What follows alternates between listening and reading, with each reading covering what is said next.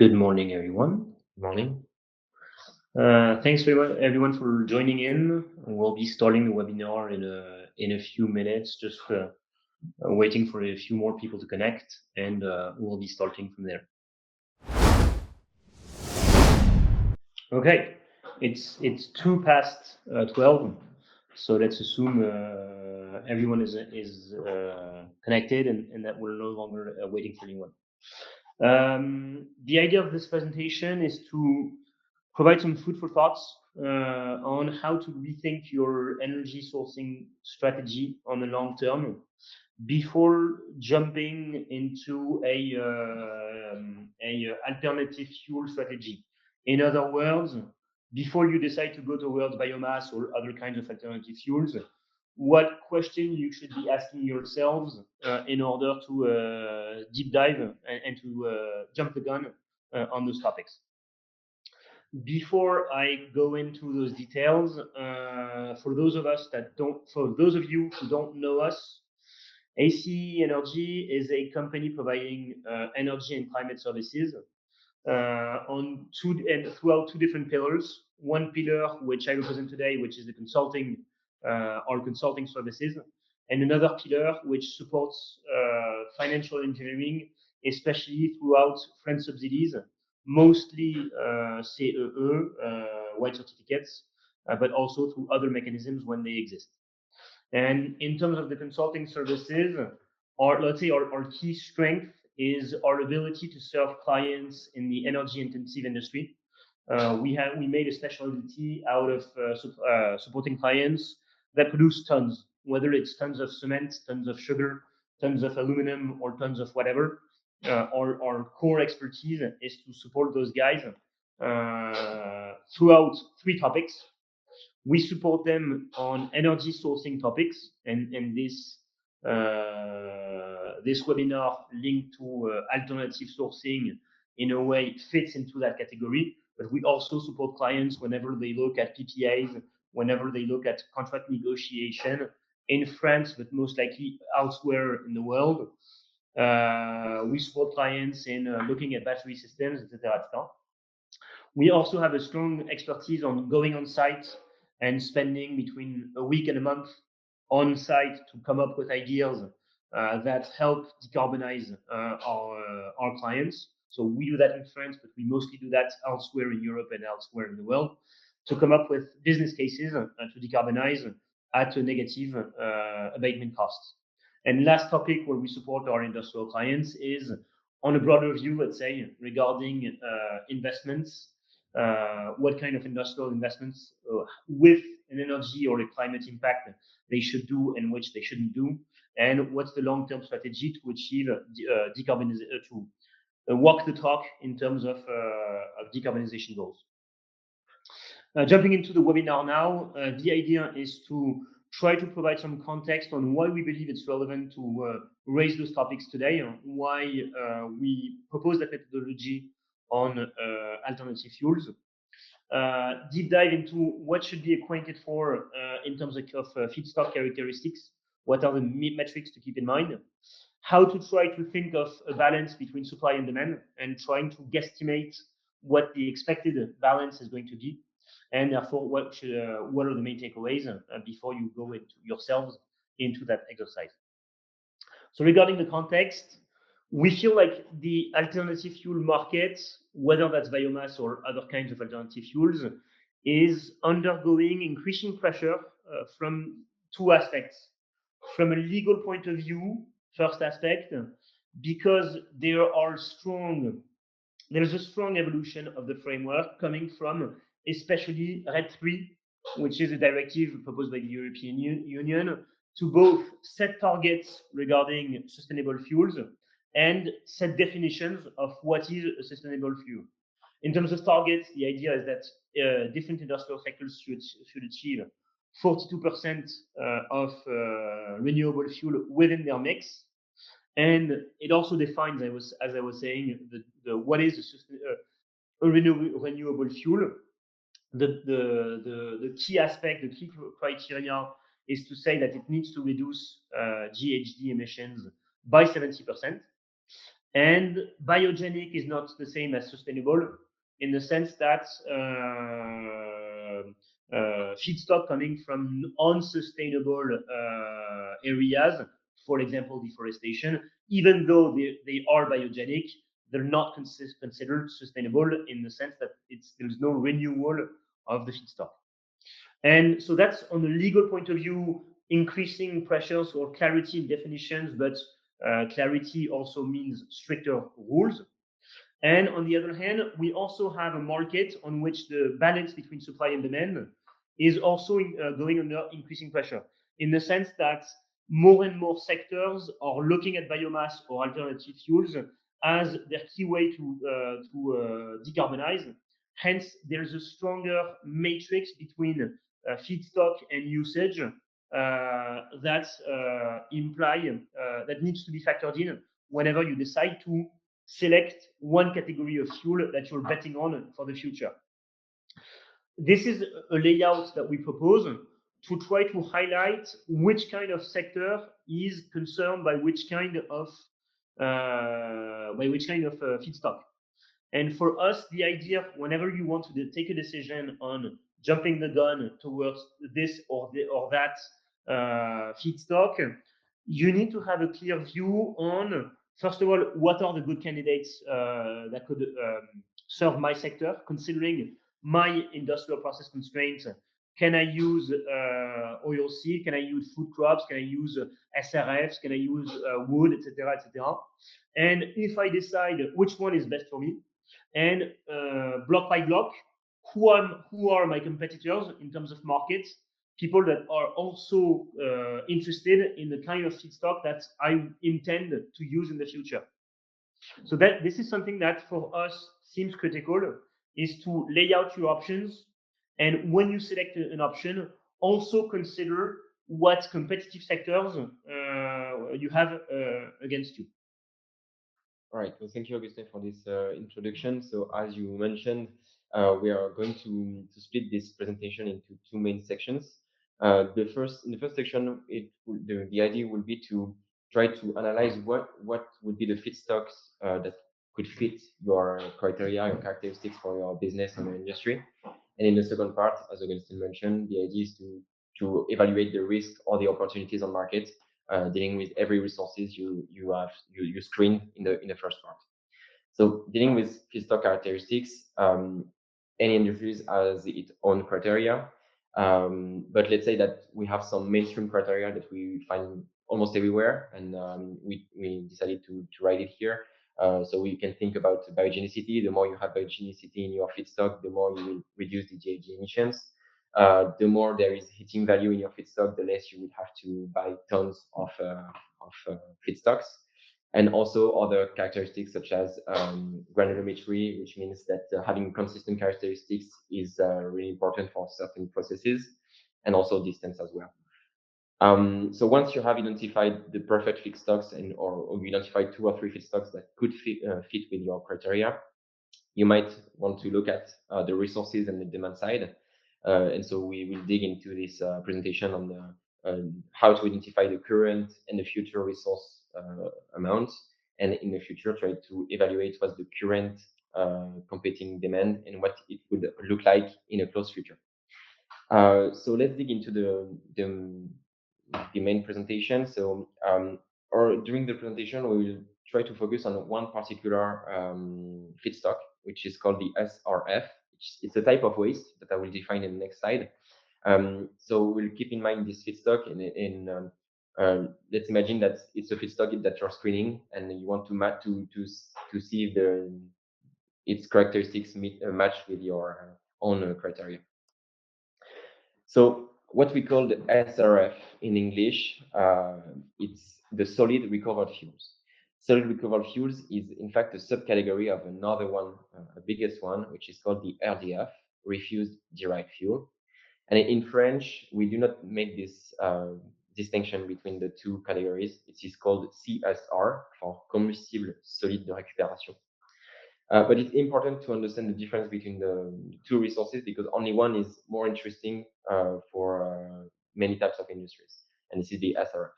So RDF is basically the biggest categories. It includes many types of solid waste that could be municipal waste, plastic, etc. And so it's quite heterogeneous. The heating value can vary a lot, humidity as well. But compared to that, the SRF is basically a sorted part of the RDF. You only selected the highest quality waste, the ones with the highest heating value, and it's more homogeneous. So for both categories, if you decide to use it as your supply, you will be paid to use this waste, but you will receive more money for RDF compared to SRF because SRF has been processed and it comes with processing fees. So in the next slides, we're focusing on SRF that are the ones with the biggest, the better characteristics, at least. So for your industry, for your business, and for every industries in general, you often aim to maximize many parameters, and sometimes they may conflict with each other. So of course, maximizing the biogenicity is interesting to meet your environmental commitments, to reduce GHG emissions. Also, maximizing the heating value is interesting to increase your energy, to have more energy with that feedstock. And sometimes also industries want some stability, stability in terms of heating value, in order not to fill the gap with any other fossil fuels. But as you know, all those parameters doesn't necessarily evolve together in the same direction, and this is what we can see on the left figure on this slide. So basically, here we plotted a batch of solid recovered fuels, and we can see that the biogenicity content and the heating value can vary in the batch. So here what we see that there is a correlation between the heating value and biogenic content. So you cannot maximize both characteristics. What we see also here in this batch is that the LAG is quite constant at about 19 gigajoule per ton, whereas for biogenic content, it varies a lot between 30 and 70%. So depending on your goals for industry, you may or may not want this batch of SRF, but let's consider that it's interesting here because the heating value is constant and the biogenic content is quite satisfying with a 50% average. But with a 50% average, as Augustin mentioned in the beginning of the webinar, it might not be compliant to the RED 3 directive. So to be compliant, you have to deliver significant savings, often more than 70%. You have to be in the exhaustive EU-wide list. So SRF is not part of that list, but still, even if it's not considered as sustainable according to RED 3, it helps industries in their decarbonization pathway. So it can be a way to decarbonize production until 2030, 2035. And the last maybe criteria you may look at, I will not dig that much into it, is the distance. Of course, you have to evaluate the cost of the transport. That could be the economic cost, the euro per ton of resources, but also the environmental cost with the GHG emissions associated to the transport of your feedstocks. So if you have different ideas for supplies or for feedstocks, it's important to see where are the collection centers compared to your plants. So let's imagine that the SRF resources matches all the characteristics for your industry, such as maybe one or two other examples. Now you want to look at what would look like the supply and demand balance in today and in the future to see if there are risks or opportunities. So the first part here is to try to estimate the current resources of this alternative fuel, which is the SRF. Here you have the value chain of waste in France. So as you can see on the left, there is million tons of waste coming into sorting centers every year. Hopefully, most of the stream goes to recycling, but still there are some waste that are refused in sorting and directly go into landfill or incinerators. Hopefully, part of this stream goes to SRF platform, so about 0.5 million tons per year, used mostly in cement plants and SRF boilers. But there are many waste that are not sorted also and directly go into landfills and incinerator. So what we can see from this value chain is that there is probably a huge amount of waste that is not used and can be possible resources for SRF transformation and to be used in energetic valorization plants. So today, resources doesn't seem to be quite an issue. So let's see how the resources volumes can evolve with regulations. As you know, regulations evolve quickly, especially when it deals with environmental regulations. So it's important to anticipate things.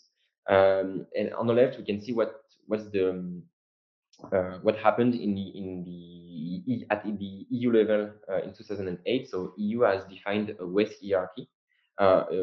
So the best waste, of course, is the one you never produce.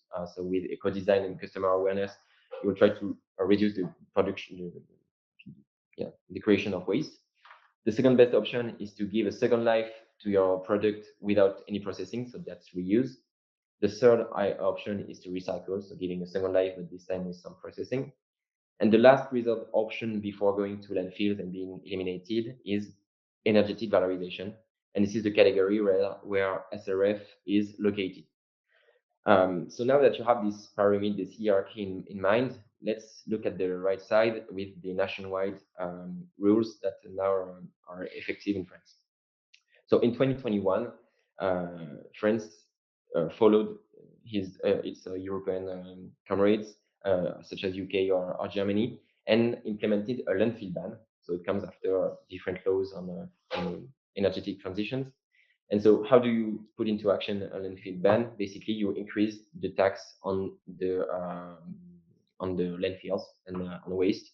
So what we expect is that with a higher tax and with less and less landfills across the future years, we expect a large amount of waste will seek new valorization routes, which means going in the upper level of the pyramid. So we expect that the SRF resource could grow significantly in the next few years. And if the resource grows and the demand stays stable, we expect also prices to simultaneously decrease. Here is an illustration of what happened in the UK and Germany to explain you that it might be the same in France with the landfill ban. So in the UK and Germany, they have already implemented the landfill ban by increasing the landfill tax. And what we saw is that the total amount of waste reduced a bit, of course, but mostly the waste going to landfill was derived to other routes, which are recycling and energy recovery. So we can expect to have the same phenomenon in France in the next few years. So in terms of resources for industry, if you want to secure some SRF volumes, it might be a great thing because some resources are going into the market. So this is basically what has projected the FNAD, so the Fédération Nationale des Activités de la Dépollution. They have projected the landfill waste volumes from 2025 to 2050. So they plan that it should decrease by 4 or 4.5. And so simultaneously, every other valorization routes might be increasing, including the SRF in yellow, going from 0.5 million tons today to 5 or 6 million tons per year in 2050. So in this context, we assume that there's a huge opportunity for industry to secure long-term volumes of SRF. So of course, we only looked for the moment at the resource side. It's important to look at the demand side to see if there is if the opportunity is true or if there are risks with incoming demands.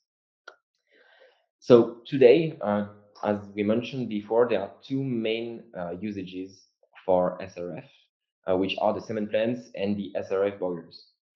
The cement plants are basically the historic SRF usages, and the SRF boilers are quite new, mostly thanks to the ADEM programs and ADEM subsidies. So many projects were decided between 2015 and 2021, coming into effect today or in the coming years. But as you can see, it's the SRF boiler expansion is kind of losing momentum. Less and less projects are subsidized by ADEM. And so what we observe on the bottom left graph is that there's a difference between what we projected for 2025 with the projection from 2020 to what is really happening in 2025. So we expected a huge growth of consumption of SRF, both in the cement sector and in the SRF boiler sector. We've seen that in the SRF boiler sector, there has been a huge increase, not as much as we expected, but cement plants are not really following the projections for the moment. So let's say that on the demand side, with current usages, we expect resource to grow faster than the demand, and so there would probably be an opportunity for new other industries to go into this to supply with this type of alternative feedstock. But of course, many other let's say competing demands can emerge, and the one we wanted to present you is the biggest ones according to us, which is the pyrogasification development. So basically, pyrogasification is producing syngas using biomass or any type of waste. And if we look at what the gas operators have projected for the next few years, we expect to have a huge consumption in 2050. So going to 50 or 60 million tons per year of SRF consumed in this area.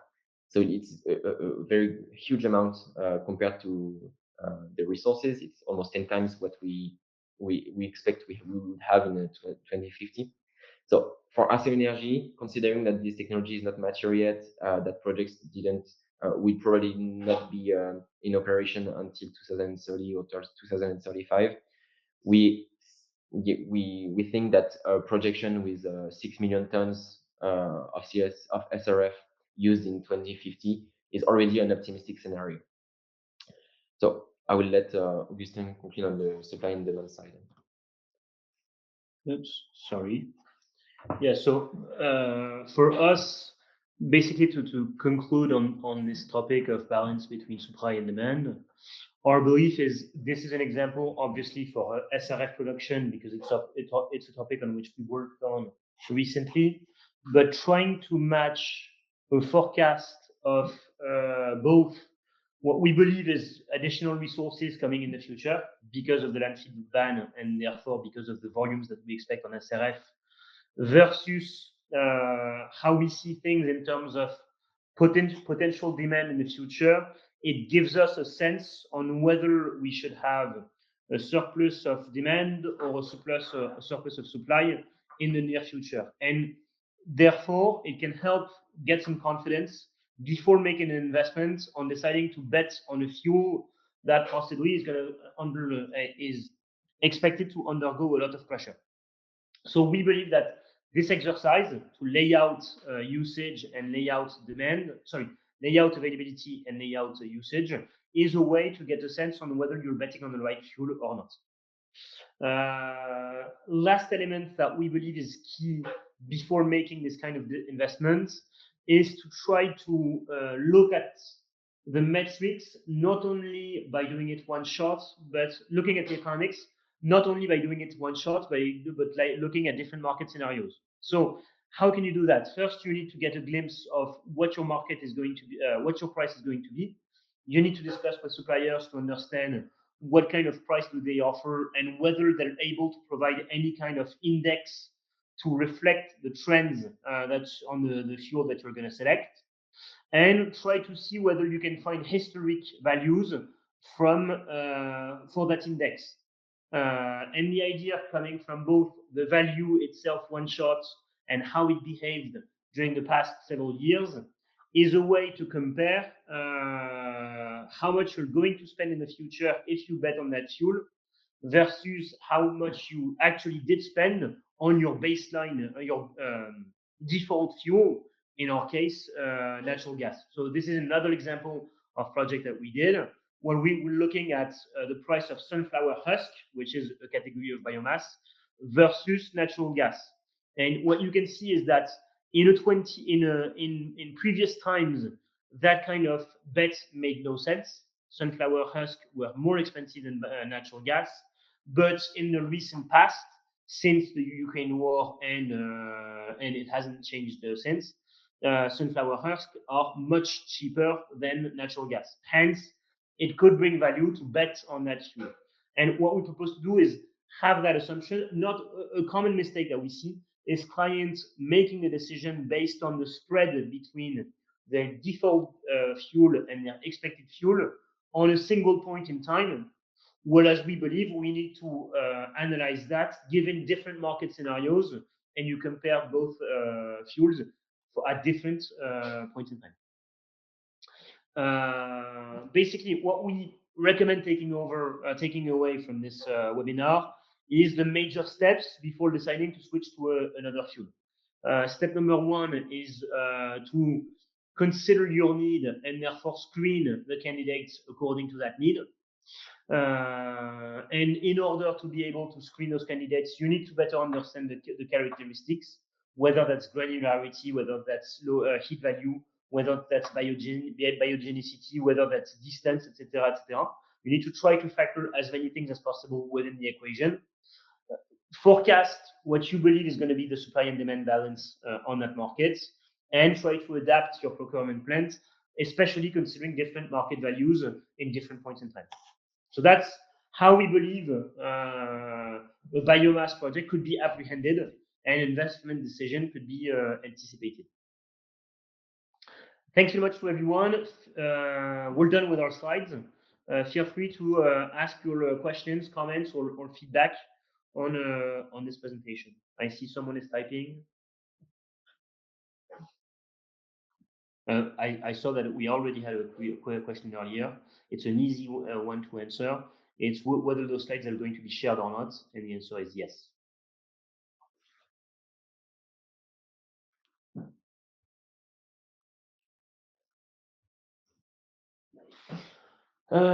There's a really good question from the audience regarding how the landfill ban is going to be implemented. I'm guessing someone that's familiar with the SRF market.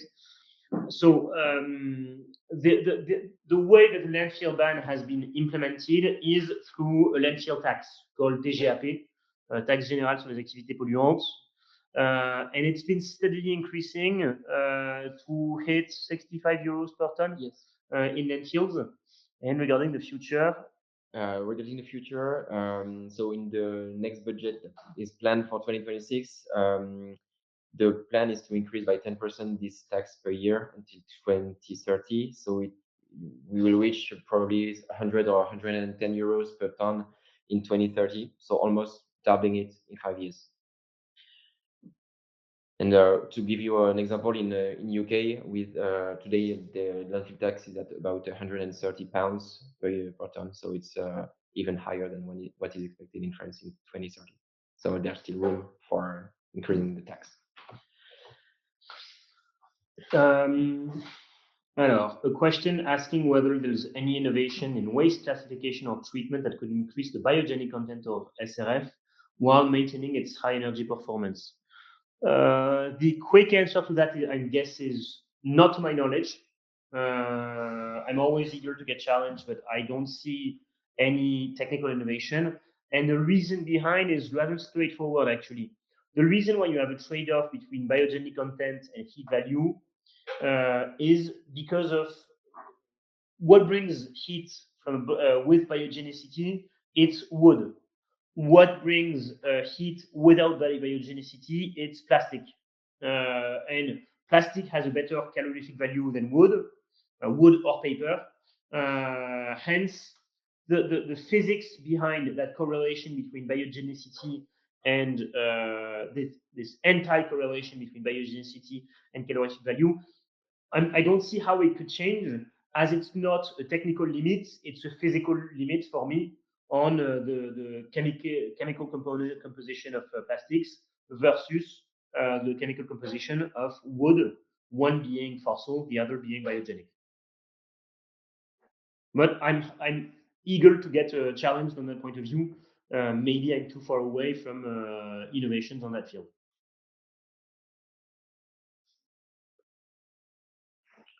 Okay. I don't see any more questions from the audience. So yeah, the slides will be made available and recording as well. If you have any questions that you need to address one-on-one, feel free to give us a shout. We're always happy to spend more time on those topics and explore your specific issues.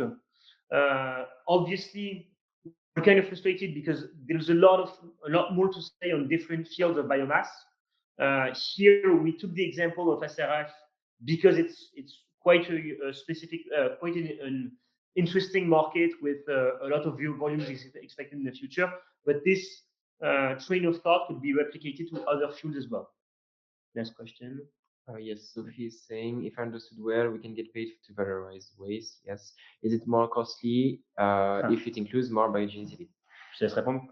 Yes. Okay. So yes, in fact, because if you valorize waste in any type of industry, in a boiler or whatever, it's an outcome of the waste. So basically, you're paid for it. It's called a gate fee. You receive a gate fee for treating waste, and in fact, it's an energetic treatment. Today, as far as we know, the biogenicity constant is not priced into the waste you receive. But what we have observed, thanks to the many discussions we had with the professionals of the sectors, is that there is an increasing feeling, feeling that it will not probably be the case in the future. I mean, more and more actors, stakeholders are interested in sharing the gains you're making on the ETS market, so the CO2, the carbon market. And so today the balance of trends is not in favor of the ones that are giving away their waste, but it's a good question because it can evolve in the future. Yeah. Basically, what we're seeing is more and more market actors want to price the biogenicity, and they price it against the carbon market, the ETS markets. However, they want to do so, but they're not in a position where they're able to impose that market practice. In the sense that because we have more and more waste on the market, because less and less landfills, hence they're not in a position where they can negotiate their way into getting this kind of pricing on their waste. So they intend to go in that direction, but they're not able to impose that market practice for the moment. All good for us. Thanks very much. And again, feel free to give us a shout if you want to deep dive into any of those topics. Cheers. Thank you very much.